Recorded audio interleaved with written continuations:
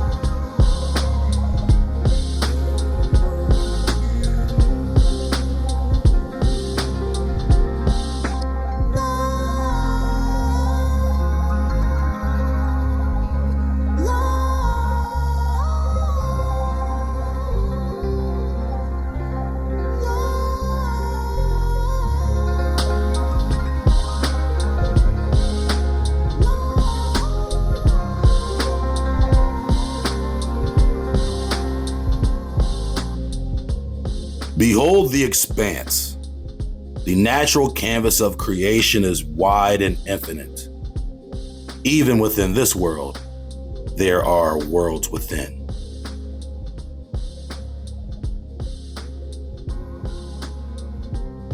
Realms of distinction and exception, where nature becomes the art that could never be duplicated. The wise mind wonders what force shaped this environment.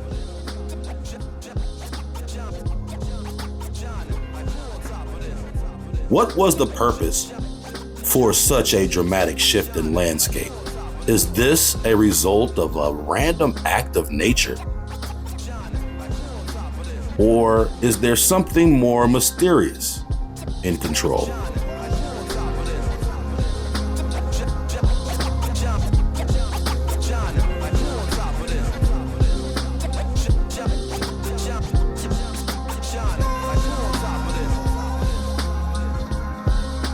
Here, amidst the untouched wilderness, the land is at rest, free from the sin of human nature. The earth exists in these places, trapped in time, with no sign of the ages.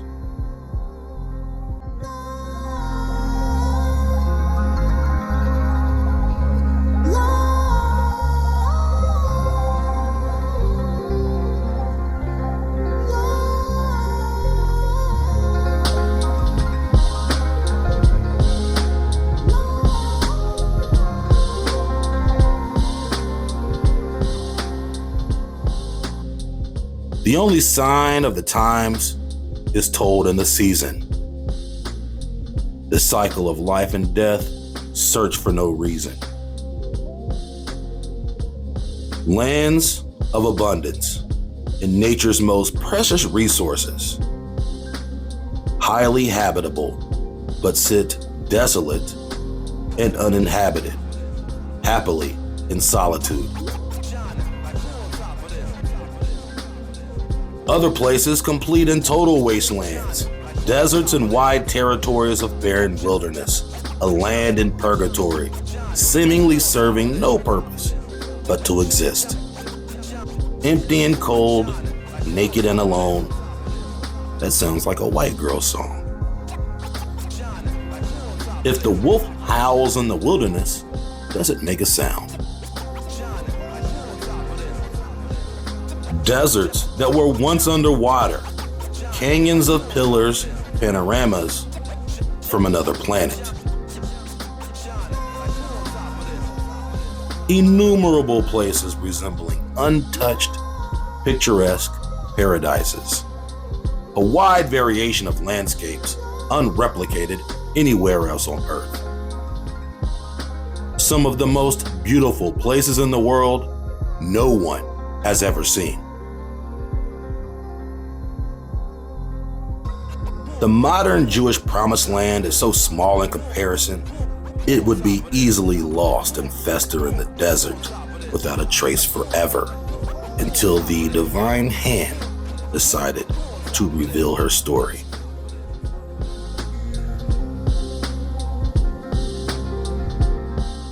Here, a land of ancient seas and modern salt flats, surrounded by mountain desolation, a land where peaks rise high. Freshwater streams quench the highest altitudes, and yet provide sustenance to the desert beneath the boundless open skies. Greater than nations, with echoes of the former sea, where lost histories whisper in the ancient cold breeze. Scenes from visions of a world unknown, traces of civilization that are long since gone. It's like the Vista View apartments, but with a vista and a view. And them charlatan niggas ain't got a damn clue that this wilderness is sacred. Some say it's government preserved, but those on this journey know that this land is reserved.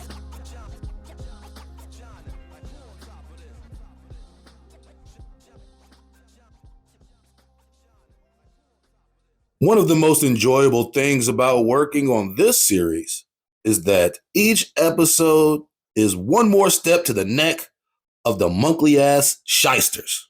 I thought I was going to say charlatan. I'll be learning words. What a time to be alive. The long arm of the establishment starting to look like a T-Rex. Why do we even know what a T-Rex is, but don't know the ancient history of America? They know all about these niggas and nothing about these niggas. Make it make sense. These niggas just found some big old bones buried deep in the dirt and started concocting shit like Create a Creature on Triassic 2K. Did you know there has never been a fully intact Tyrannosaurus skeleton ever found in nature? I wonder how many fully intact giant Nephilim skeletons have been found. How many massive ancient civilizations once existed in America that we have no idea about? Why were we never taught any of this in school? How can they tell you what happened 5 million years ago, but can't tell you what happened 5,000 years ago? What makes them so confident in their fuckery? Do they believe their own bullshit? Ain't no way, boy. Through the course of our journey, we have continuously learned that the established history concerning the ancient American past is in fact not so well established. Indeed, that establishment is founded upon quicksand, cursed to bury itself in the desert. Perhaps the valley of death. As the saying goes, if you don't know your history, you are doomed to repeat it. What if your history is a lie? How would you know you are a hamster on that wheel?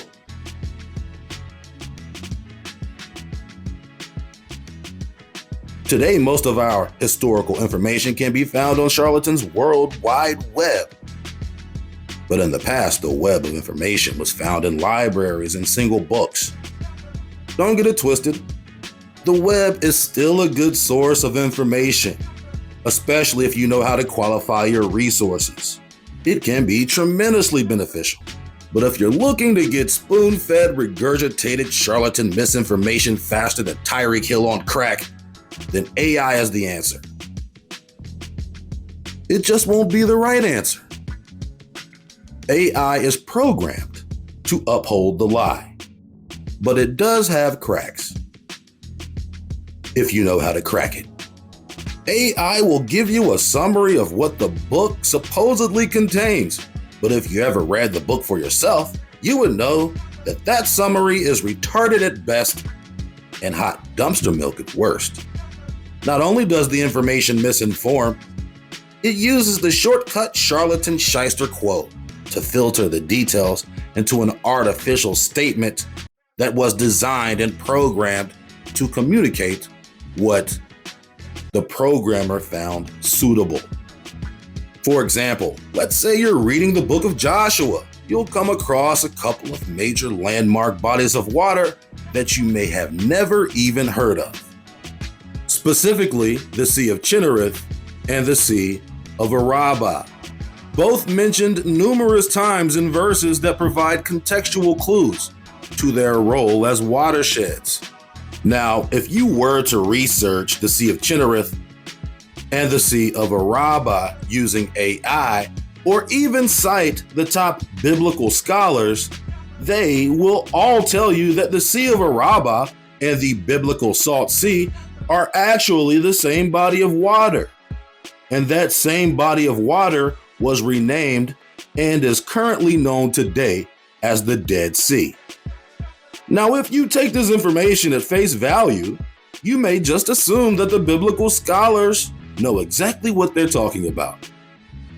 But if you're reading the book for yourself, you would realize that this is a retarded assertion and does not align with biblical geographic context in the least. Maybe I'm wrong. Maybe the biblical scholars are right and the book of Joshua is wrong. Or maybe they tried to square the circle with a triangle and left too many holes. Let's talk about it.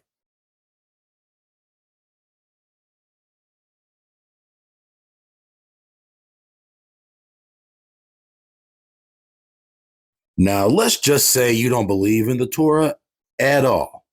At the very least, a person who doesn't believe must have to admit that the places in the Middle East were modeled and named after locations in the Torah.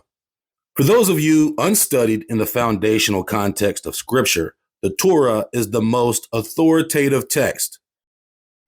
It was at first an oral legend, passed down for generations through the priests and families and prophets of a certain lineage of people. And not those niggas. The Torah is the oral history delivered during the Exodus to Moses. It did not enter its written form until over 1,000 years later.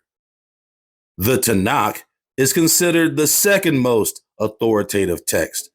However, the Book of Jasher, aka the Book of the Upright Man, considered a non-canonical text, is mentioned early in the Book of Joshua, which transpires after the Exodus during the Great Wars of Joshua.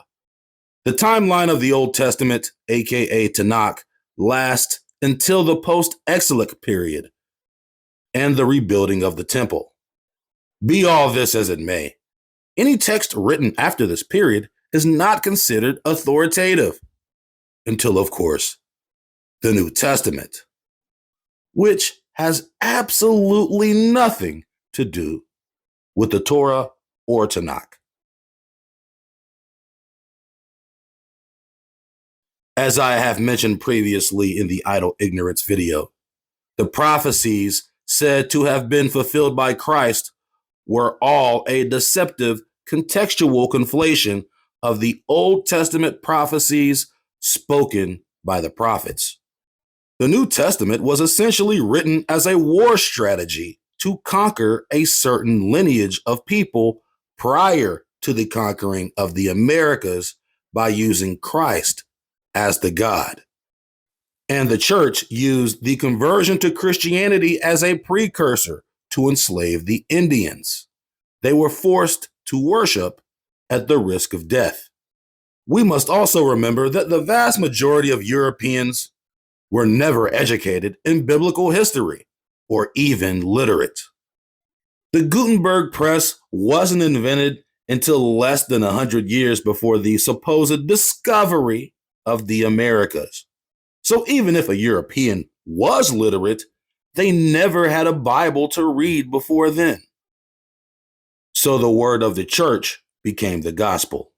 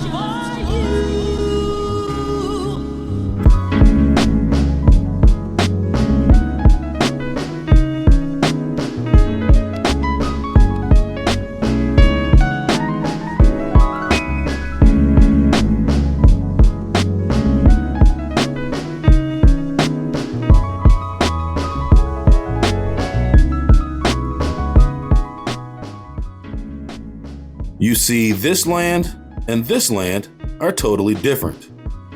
And the biggest reason why these two lands appear different is because of a major catastrophe and possibly one single event that changed the entire face of Western North America.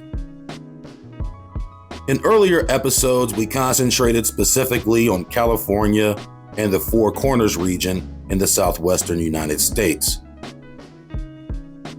But we must also look at the land to the north, in the states of Idaho, Oregon, Washington, Montana, Wyoming, and even Canada.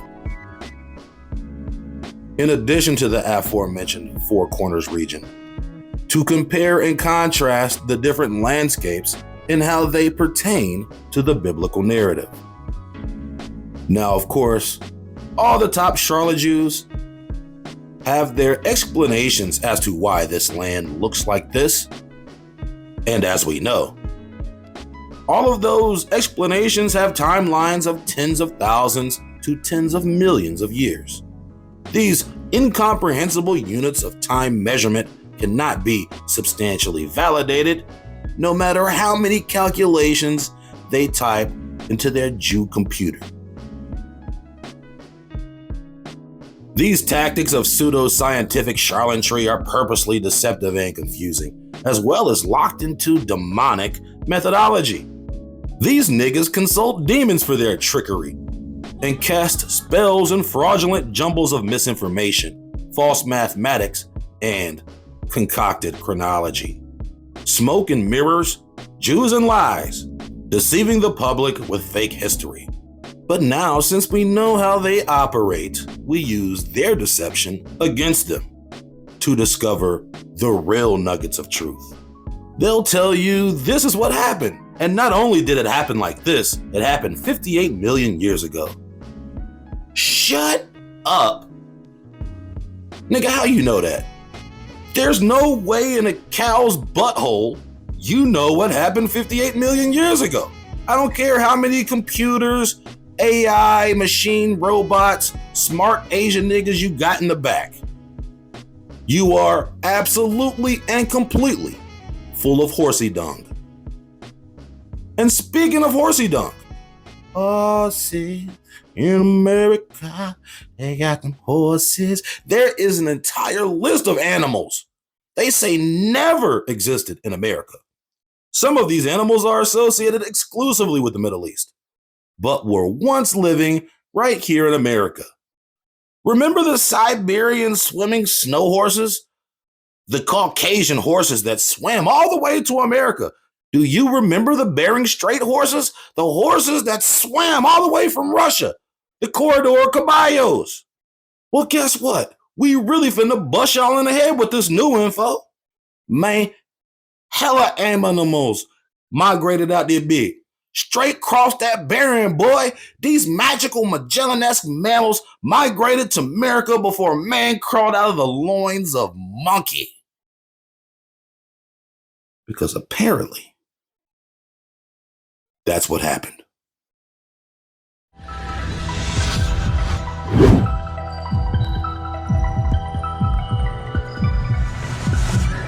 And you deal with it. They can't stop us. No matter what they do, they can't stop us. Lex. They can't stop us. Lex. Nah. They can't stop us. Yeah. We ain't build no slave ship. We ain't make those anchors. We ain't plot those grave sites up since daylight. Burdened by the things we try to make right. It's gonna be a late night. So much turmoil makes my blood boil. Kundalini encore. Earth is sunbroad. Dirt is unsoiled.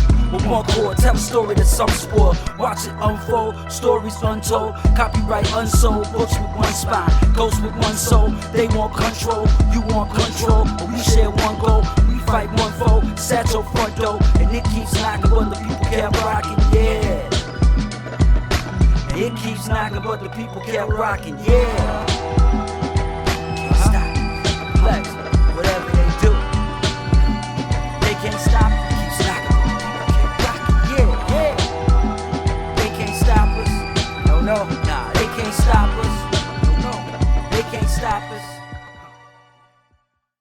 To our favorite place, Charlatans Web quote, Wilson Butte Cave is located on the Snake River Plain in Jerome County, northeast of Twin Falls and southeast of Shoshone, Idaho. It is an archaeological site listed on the National Register of Historic Places and maintained by the Bureau of Land Management, BLM. Not that BLM, the other one. A round bubble in appearance, it pops up from a flat bed of ancient basalt lava. An inflationary or uplift cave is inside the bubble. Oh, there's a cave in the field. I wonder why this is significant. I'm not sure if people understand the significance, but a cave in a field, for one, is very unusual. Is where the patriarch Abraham is buried. Now, I'm not saying that Abraham is buried in this cave, but I do think it is a unique feature. Very rarely do you just see a cave, a bubble, inflationary or uplift cave in the middle of a field. While archaeologists are uncertain of the exact dates prior to 10,000 years ago, evidence has been found that native peoples lived at Wilson Butte Cave at least 10,000 years ago. Okay. At least 10,000 years ago. They know that. 10,000 years. Artifacts found here. Now think about this. I thought no one was here. This is information from the cave people. Artifacts found here provide the oldest evidence of human presence on the Snake River Plain and are among the oldest evidence in North America. Okay, so we've actually found a significant location on the Snake River Plain. And this is a very significant location. And we'll discuss the Snake River further. But yes, this is some of the oldest evidence in North America of human habitation. Archaeologists are fairly certain that the cave was settled so early because it was used as a base to hunt bison. Strong connections have been found between the Fremont culture and the Shoshone people who lived there after the Fremont peoples. Vegetation in this region was very similar to modern times. Camels and giant ground sloths once roamed this region. Let me read that again. Camels and giant ground sloths once roamed this region. Hold on, when was this? Was this 10,000 years ago? Also, deposits here are believed to have been distributed until amateurs discovered them in 1958. Two of the major excavations of the cave were conducted by teams led by Ruth Groom, one in 1959-1960, and one in 1988-89. Grun dates the site's earliest occupation to 14 to 15,000 years ago. Okay, here we go. 14 to 15,000 years ago. All right. They know this, by the way. 14 to 15,000 years ago. The lava of the area is a dark gray to fine-grained basalt. The cave is a lava tube developed in a pressure ridge in the flowing lava. The source of the lava is Wilson's Butte, which is about 1.5 miles southeast of the cave. The lava is more than 15,000 years old, as determined by radiocarbon dating of a camel bone. From within the lava tube cave. The bone had tool markings indicating working by humans. Hold on, there was a camel here? Nobody wants to talk about this, or? So you mean to tell me there was a camel right here in the Snake River Plain? The bone had tool markings, which meant it was contemporaneous with humans. Do you mean that these camels swam? These are the Bering Strait camels, bro. How else did they get here? They couldn't have already been here. How did they get here? It doesn't matter that the article explicitly states that the vegetation in the area is still the same as it was then. So what were the camels eating? Don't camels eat sand? There's no sand here. What's a camel gonna eat if there's no sand? What do you mean? No wonder they went extinct here. That was a dead camel because there's no sand and camels eat sand, correct? Do camels eat sand? We're just gonna overlook the fact that camels and giant ground sloths, imagine seeing that. And I want to overlook that. That's kind of crazy. A giant ground sloth? I can't even picture what that is. So in this quadrant of areas in northern Utah, Wyoming, Idaho, Montana, Washington, Oregon, there is a unique blend of what we would call prehistoric animals before history, not necessarily dinosaurs like these niggas are telling you, just different animals that roam these areas that we're not used to seeing in present day. Something happened to cause them to go extinct. I wonder what that was. Well, fuck all that shit. We got camels in Colorado. No, this ain't Colorado. Damn it. I wish it was Colorado, nigga.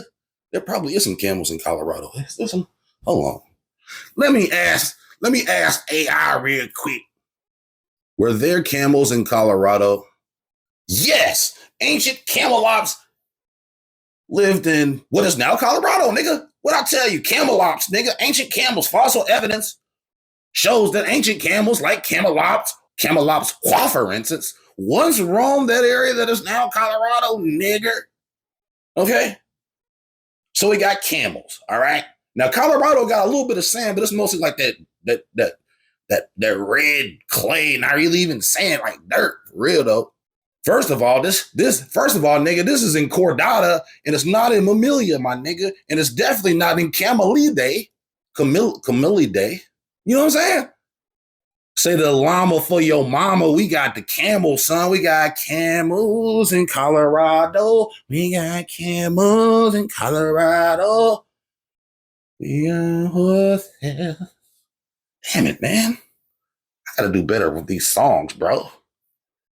Camels in Colorado go hard. Camels in Colorado, ho. Camels in Colorado, ho. Camels in Colorado, ho. Camels in Colorado, bitch. Camels in Colorado, bitch. Camels in Colorado, bitch. Camels in Colorado. Yeah, nigga, we got camels in Colorado, nigga. Horses in North America. We got sloths. Nigga.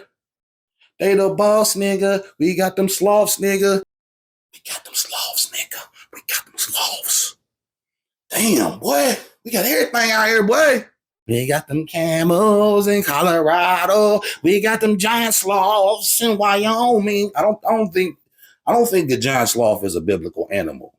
Maybe it was an ox or something like that. You feel me? You know what I mean? You know what I'm saying? Because sloths is South American. But so what happened is how the sloth got here, the sloth the sloths migrated to the Pacific first. See, what they did was they went to like the Philippines, right? They swam straight across the Pacific, whoop, right there to the Philippines. You know what I'm saying? They went all up the coast or whatever. They went through China, India, all that. You know what I'm saying? Then they ain't really mingle with nobody. They was on a mission. See what I'm saying?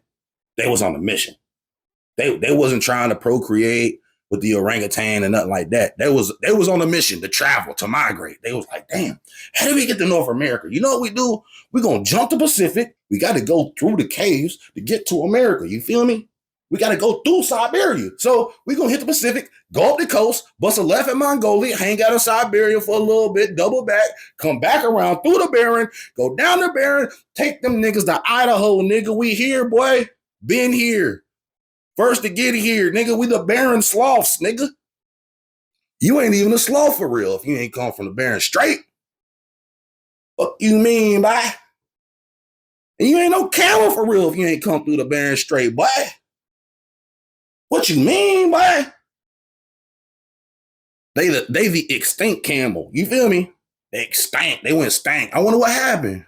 To the camels. They ain't here no more. So yes, I did want to highlight this area because it is significant, not just because there's a cave in the field, but because of the things that were found in the cave and were found all over. So what they are really hiding is the fact, not that all these animals were here, is that all these animals were here contemporaneously with humans. When they put these astronomical timelines on habitation, they're really just doing that to distract you from the fact that humans occupied the same lands as camels and giant sloths during the same time. Of course, we know about the mastodon and the mammoth. These were way after the dinosaurs, right? The dinosaurs. I'm not talking about, I'll probably talk about them. I don't want to, but I will. End quote, Charlton's Web.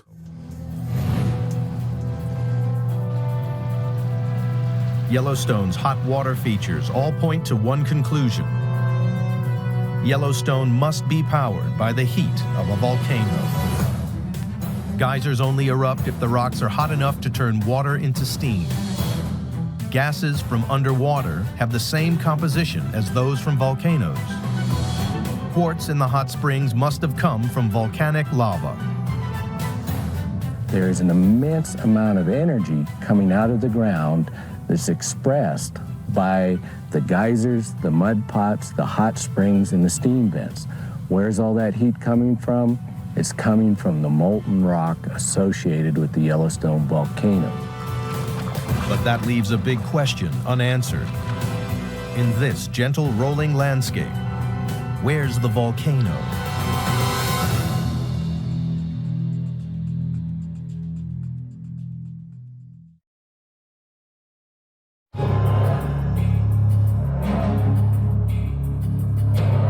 Yellowstone's unique volcanic geology is potentially deadly dangerous.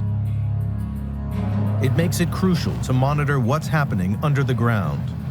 The Yellowstone volcano is a very, very active volcanic system, and so it really requires observation. Everything that we do here has a research component, but it also has a volcano. Boy, he talked like the gay nigga on Family Guy. Component, but it also has a volcano monitoring component. And you know, if activity picks up here, we're going to want to know something about the plumbing system beneath us here. To try and predict when Yellowstone's hidden volcano will erupt in the future, scientists study its geological past. Part of our task is to look at the landscape and read the geologic story. And there's so many clues and so much evidence here to look at that it's a fascinating place to work. Scientists began investigating Yellowstone even before it became the world's first national park in 1872. But observations of this astonishing land began long before that.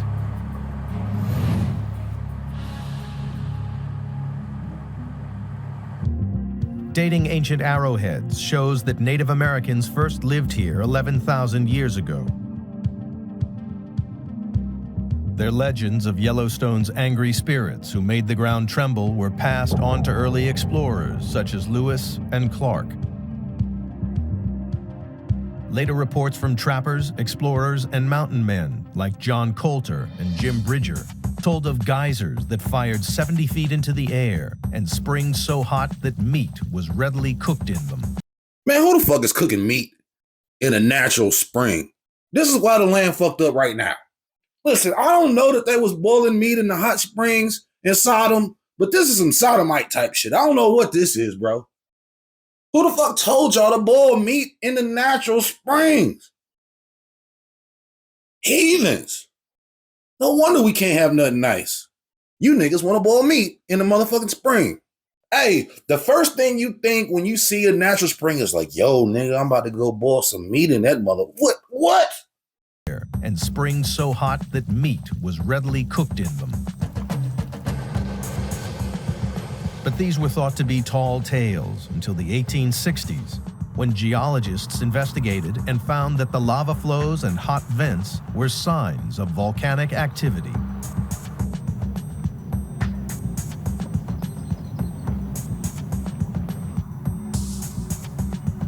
But something clearly wasn't right. Nobody could actually find the Yellowstone volcano.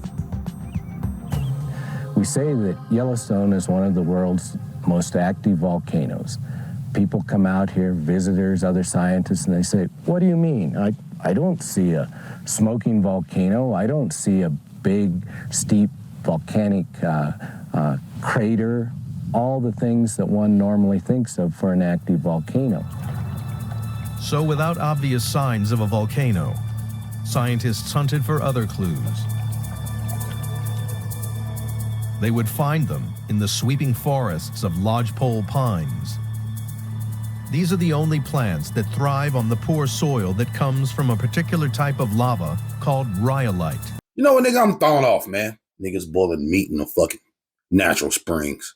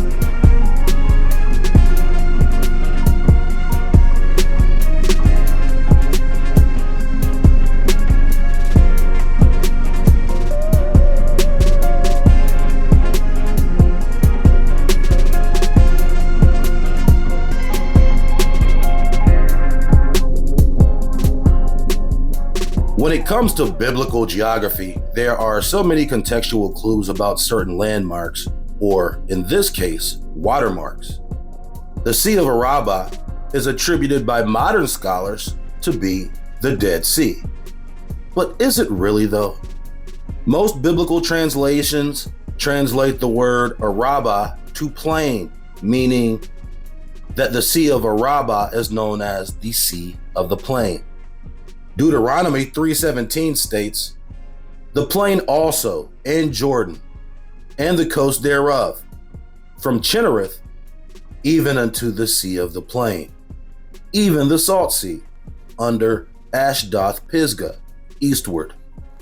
And in the next chapter of Deuteronomy, chapter 4, verse 49, "And all of the plain on this side, Jordan, eastward, even unto the Sea of the Plain, under the springs of Pisgah." The descriptions of Arabah are being the Sea of the Plain and also being under the springs of Pisgah. So does that mean that the charlatans are wrong about the Sea of Araba actually being the Salt Sea, aka the Dead Sea? Are they trying to group different bodies of water into the same? The next mention of the Sea of the Plain is in the book of Joshua, chapter 12, verse 3. And from the plain to the Sea of Chinnereth on the east, and unto the Sea of the Plain, even the Salt Sea on the east, the way to Beth Jeshimoth, and from the south under Ashdoth Pisgah. Rather than any mention of the Salt Sea or the Sea of the Plain, the word Araba is mentioned twice in Joshua chapter 18, verse 18. Quote, and passed along toward the side over against Araba northward, and went down unto Araba. The most glaring and serious issue with this classification as the modern Dead Sea, being the Sea of Araba, is the fact that the territory and terrain surrounding the modern Dead Sea is not a plain. It is a rugged, arid, semi-mountainous desert with the propensity for very little agriculture. By definition, plains are flat and grassy and implied to be fertile, neither of which surround the modern Dead Sea. Even more contextually confusing is the usage of the word even to describe the Salt Sea immediately following the mention of the Sea of the Plain in some examples. The word even means also or in addition to in this context. So the placement of the comma in this part of the text could allude to the Salt Sea and the Sea of the Plain actually being two different locations. Nonetheless, whether this be the case or not, the Sea of Araba, as it is described in these verses in Joshua and Deuteronomy, is not indicative of the place we know today as the Dead Sea.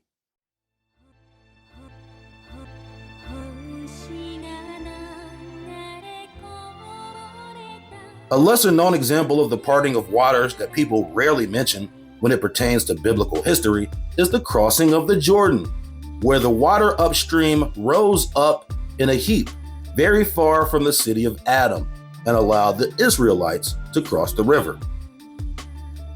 Joshua 3:16 quote, that the waters which came down from above stood and rose up upon an heap, very far from the city of Adam, that is beside Zarethan. And those that came down toward the Sea of the Plain, even the Salt Sea, failed and were cut off, and the people passed right over against Jericho.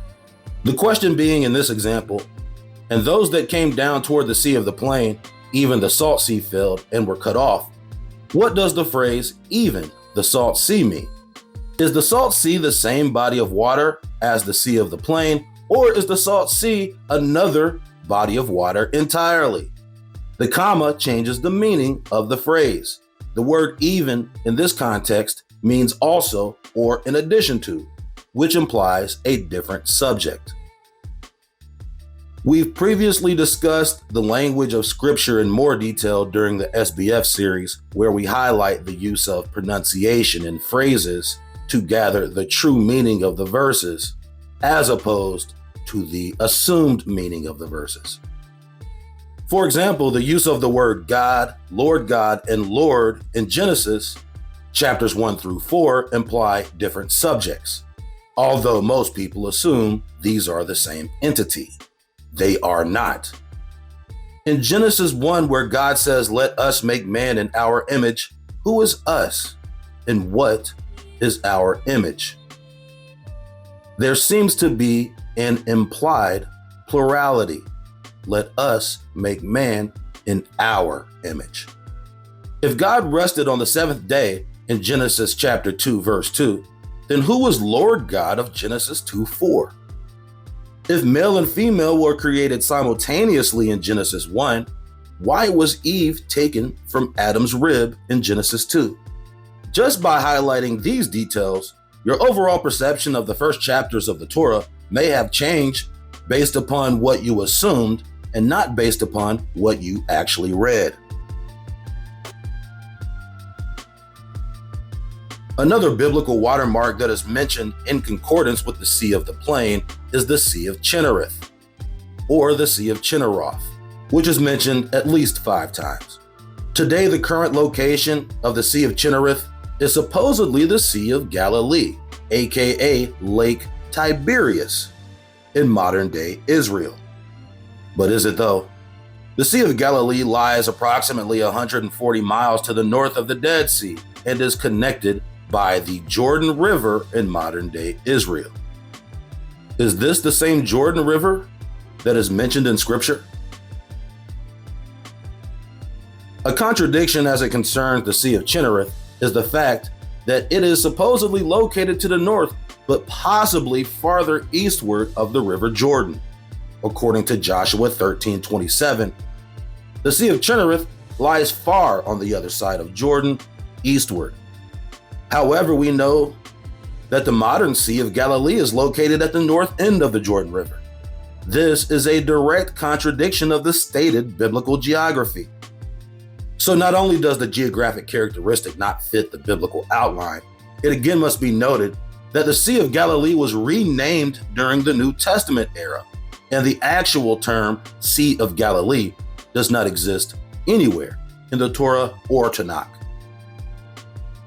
The first mention of the word Galilee in the book of Joshua is referenced to as a district of a mountain of Naphtali. Joshua 21:32 states, "Out of the tribe of Naphtali, Kadesh in Galilee, with her suburbs to be a city of refuge for the slayer." So this verse relates that Kadesh is in Galilee, and Galilee was once a city of refuge for the slayer. The next time Galilee is mentioned is in the first book of Kings, chapter 9, verse 11, quote, "Now Hiram, the king of Tyre, had furnished Solomon with cedar trees and fir trees and with gold according to all his desire. That then King Solomon gave Hiram 20 cities in the land of Galilee. And Hiram came out from Tyre to see the cities which Solomon had given him, and they pleased him not. And he said, What cities are these which thou hast given me, my brother? And he called them the land of Kabul unto this day." So Hiram was not pleased with the land, the 20 cities of Galilee that was given to him by Solomon. He called them the land of Kabul unto this day. The second book of Kings, chapter 15, verse 29 states that Tiglath-Pileser, king of Assyria, took among others the land of Galilee and all the land of Naphtali and carried them captive to Assyria. In 1 Chronicles chapter 6, Galilee is described as a district of Kadesh with suburbs. Isaiah chapter 9 verse 1 states, "Nevertheless, the dimness shall not be such as was in her vexation, when at first he lightly afflicted the land of Zebulun, and afterward did more grievously afflict her by the way of the sea, beyond Jordan, in the Galilee of nations."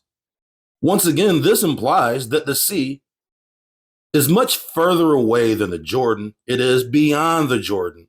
In this context of Isaiah 9, Galilee is representative of a land beyond the Jordan, indicating that the way of the sea beyond the Jordan in the Galilee of nations is quite a distance from the Jordan. Now let's compare these two bodies of water with possible locations in North America. First, in order to give you some perspective on the different sizes of these bodies of water, we will compare them with bodies of water in the western United States. The Sea of Galilee is approximately 64 miles in surface area, and the Dead Sea is approximately 234 miles in surface area, making it 3 times bigger than the Sea of Galilee. When we compare these bodies of water in Israel to bodies of water in the western United States, there really is no comparison. For example, the Great Salt Lake is over 4 times larger than the Dead Sea and 10 times larger than the Sea of Galilee. Even smaller lakes in the area, like Utah Lake, are twice the size of the Sea of Galilee. Nevertheless, It's hard to speculate on exactly which body of water is which, because we all know that much of the land in this part of the country has changed dramatically over the centuries. Areas that were once open sea are now desert. This evidence can be found all over the West. Now, before going any further, it's important not to overlook the fact that many of these places in Utah especially were named by Mormons. And because they were named by Mormons, many of these places have been named after landmarks in the Holy Land. But don't sleep on the Mormons. They know more than people are giving them credit for, and definitely knew what they were doing by settling in Utah. I even have to admit that the Great Salt Lake and Utah Lake and Jordan River model almost fits this biblical template perfectly. But I can't necessarily say I ascribe to this exact model today. After taking into account all of the specifics of biblical geography and the fact that the land has changed so much over time. For example, the Great Salt Lake is a remnant of the ancient Lake Bonneville that covered a large portion of modern-day Nevada and Utah. The interesting thing about Lake Bonneville, the charlatans say it was a freshwater lake. However, the greatest remnant of Lake Bonneville is the Great Salt Lake and the Bonneville Salt Flats. So although it was supposedly freshwater, the remains are undeniably of salt. Another body of water we must take into account is Lake Lahontan, another large, supposedly freshwater lake that covered the majority of modern-day Nevada. Both of these large water systems would have dramatically altered the landscape we see in the mostly desert terrain today. The remnant of Lake Lahontan is Pyramid Lake in Nevada. Is there any way either one of these two massive ancient lakes played a role in the biblical narrative? Could either one of these be the Salt Sea? Could either one of these be the Sea of Arabah? Could either one of these be the Sea of the Plain? Could the Great Salt Lake actually be the Salt Sea? Could Pyramid Lake or Utah Lake be the Sea of Chinnereth? Or is there another body of water that fits into the equation more accurately?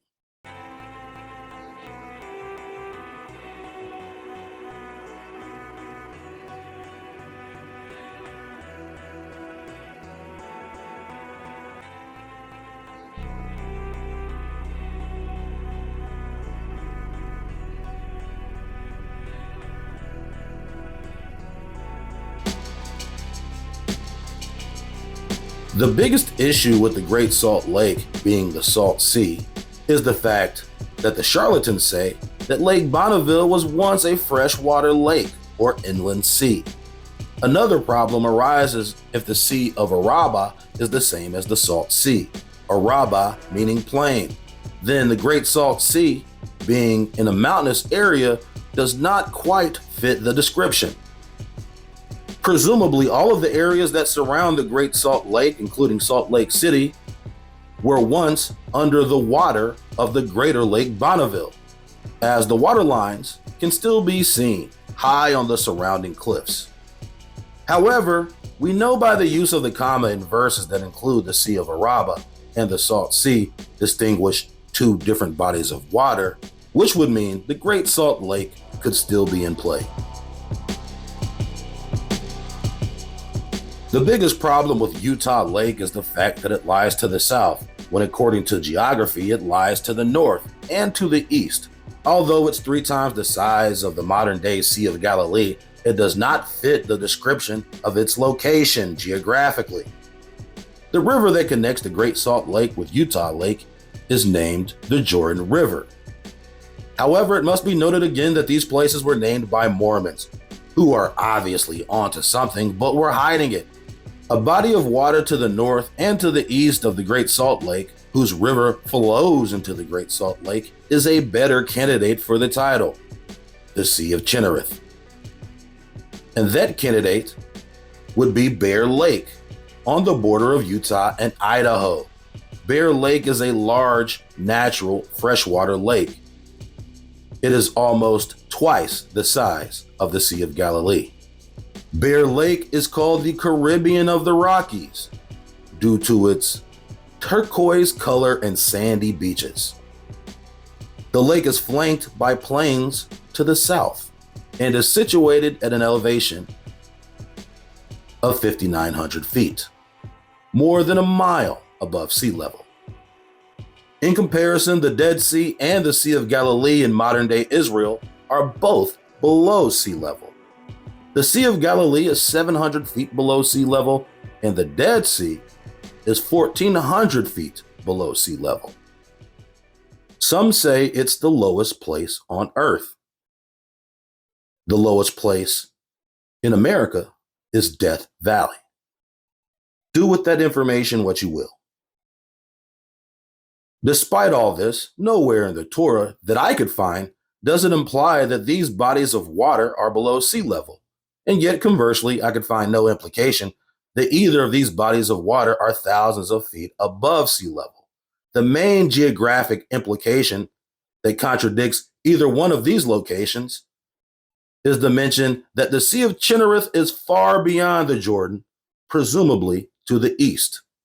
The defining characteristic about either one of these bodies of water is a plain, an open, flat, grassy, presumably fertile area. Ironically, along the banks of the adjoining Bear River is also a plain that is fertile, in addition to the plain that surrounds Bear Lake. But maybe there's an even greater sea with a greater plain that we are overlooking. Could the Sea of Chinnereth actually be the Great Lakes? The Great Lakes are the eastern extremity of the Great Plains. There is no greater lake, and there are no greater plains anywhere else on Earth. Remember the theater during the French-Indian War, the Battle of the Plains of Abraham. Could the Sea of Chinnereth actually be the Great Lakes? I would like to make mention that at no point in time have the modern-day so-called Ashkenazi Jews claimed the land all the way to the Euphrates in modern-day Iraq. I wonder why not. This extremity of the Great Lakes would also geographically fall in line with the territorial boundary with the Mississippi River, aka the Euphrates, marking the eastern extremity of the territory. To the north end of the Great River are the Great Lakes, or possibly even the Sea of Chinnereth, or possibly even the Sea of the Plain, since we know now that it is distinguished as a different body of water than the Salt Sea. Or maybe it's some other body of water in America. But we know one thing for sure. This ain't it.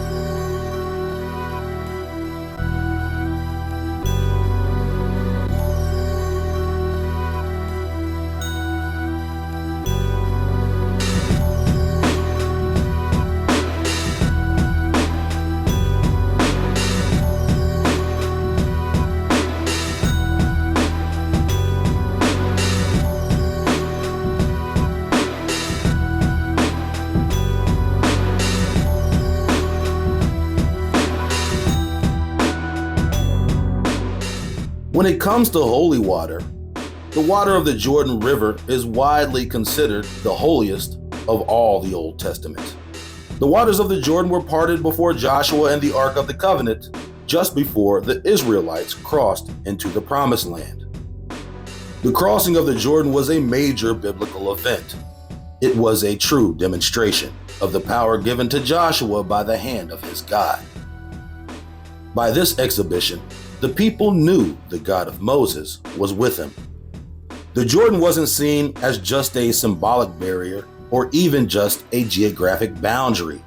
It was seen as a formidable physical barrier. In other words, the Jordan was not easily crossable, and a miracle needed to be performed in order to provide a crossing. Here is the Jordan River in Israel. Does this look like a formidable river to cross?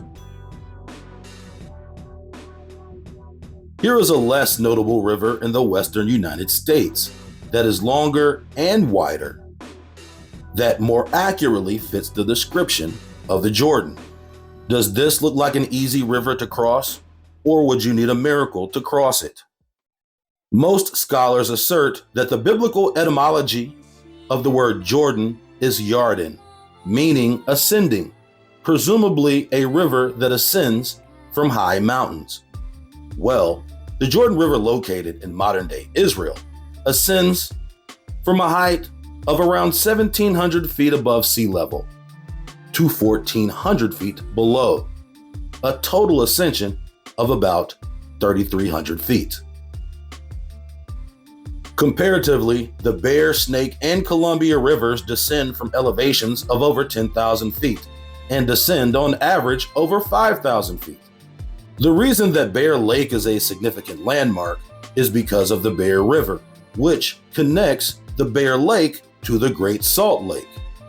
This is important because the Bear River was once a tributary of the Snake River, and the Snake River is a current tributary of the Columbia River. When the Bear River was cut off from the Snake River, it coincided with a massive, catastrophic geological event. Most of the modern geological charlatans will tell you that the fallout from the great volcano eruption at Yellowstone changed the landscape and course of rivers in the West. The event also cut off the Bear River from the Snake River, consequently cutting the Bear River from the Columbia River. The Bear River is also significant because it is the longest river in America that does not have its outlet at the sea. Its outlet is the Great Salt Lake, similar to the Jordan in Israel with the Dead Sea. However, the Bear River is over twice as long as the Jordan and descends from over twice the elevation.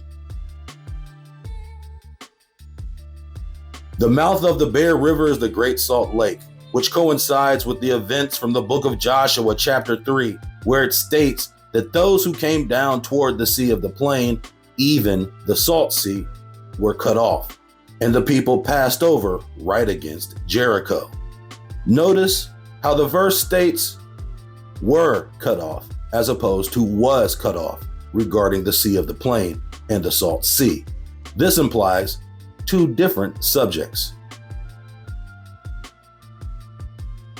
Nevertheless, the massive Yellowstone volcano caused a catastrophe with a similar outcome to the book of Joshua, involving the Columbia River, the Snake River, the Bear River, and the Great Salt Lake. And if you analyze the fallout area from this event, it covers all of the western lands in the United States that we have been studying throughout this series.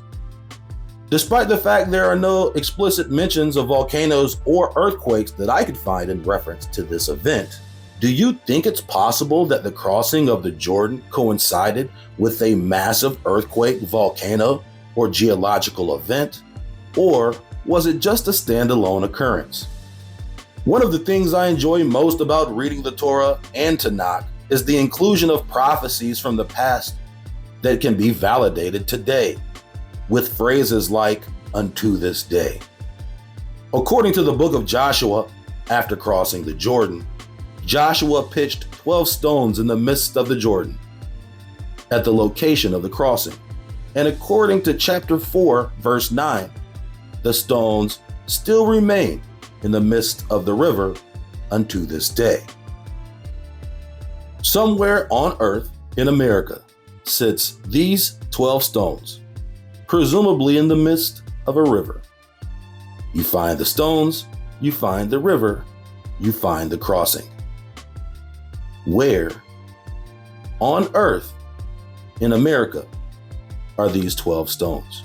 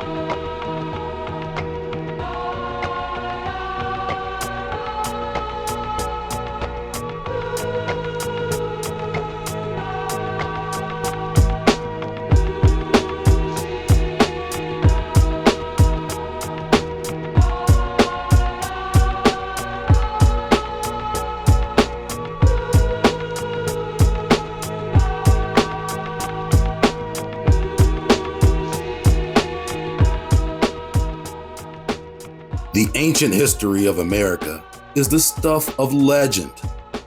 Some of the most legendary events of all time occurred on American soil, whether that be the crossing of rivers or the crossing of the sea. The western frontier is the Holy Land. And no other place on earth fits the geographic characteristics more precisely. Does anyone really think that crossing this river required a miracle? If this is supposed to be the Jordan, then why haven't the stones pitched by Joshua been located? The entire river is completely accessible, unlike 90% of the land in the western United States.